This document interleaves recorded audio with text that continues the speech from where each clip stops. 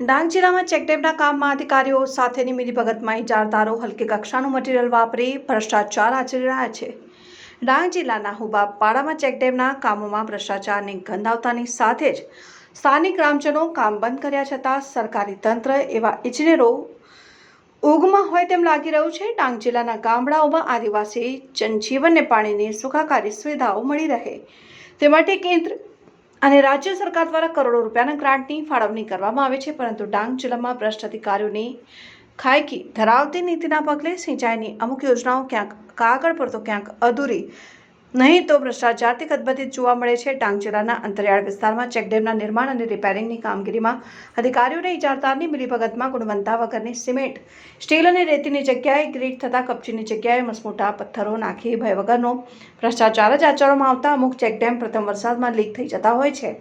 ડાંગ જિલ્લામાં ચેકડેમોના બાંધકામ ગુણવત્તા વગર થતા સરકારની યોજનાઓ પાણીની જેમ વહી જાય છે। Reporter Ramesh Mahala, Tehelka news, Dang.